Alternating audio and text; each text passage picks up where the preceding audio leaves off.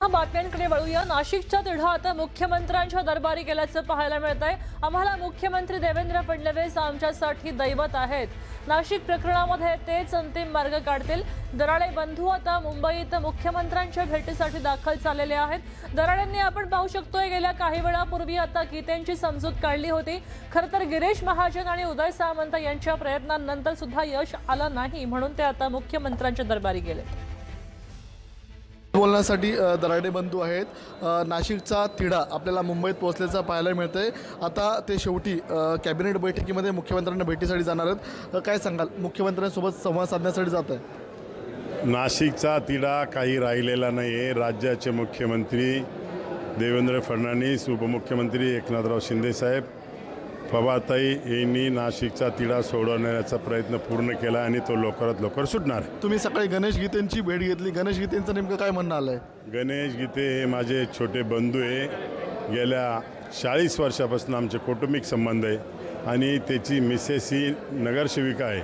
मी प्रचाराची सुरुवात आपल्या हिंदू संस्कृतीप्रमाणे कोणत्या तरी देवाचं नाव घेऊन करायला लागते, त्याप्रमाणे त्या गणेशाचं भेट घेतली आणि त्यांची मिसेस गीते मॅडम यांना मतदान करण्याची विनंती केली। गोकुळ गीते अद्यापही निवडणूक लढण्यावरती ठाम आहे असं म्हणतायत? नाही, हे काही मला सांगता येणार नाही। ओके, मुख्यमंत्री आणि उपमुख्यमंत्री दोघांना तुम्ही भेटणार आहात का? दोघांनाही भेटणार आहे, ते आमचं दैवत आहे। दोन्ही तिघांनाही भेटणार आहे। मार्ग निघेल तुम्हाला असं वाटतं? 100% मार्ग निघेल। नाशिकचा तिढा आता आपल्याला मंत्रालयातल्या राज्य मंत्रिमंडळाच्या बैठकीतून पोहोचलेला आहेत। आता दराडे बंधू मुख्यमंत्र्यांची भेट घेणार आहेत। काय नेमका तिढा मिटतोय याकडे सर्वांचं लक्ष लागल्याचं पाहायला मिळत आहे। तुषार रुपनवर, न्यूज 18 मराठी, मुंबई। नाशिकचा हा तिढा आपल्याला माहिती आहे। नाशिकचा तिढा आता लवकरच सुटणार का असाही प्रश्न उपस्थित होतोय, कारण अपक्ष उमेदवार गोकुळ गीते यांच्यासोबत मुख्यमंत्री देवेंद्र फडणवीस आणि उपमुख्यमंत्री एकनाथ शिंदे यांनी फोनवरून चर्चा केल्याचंही कळत आहे।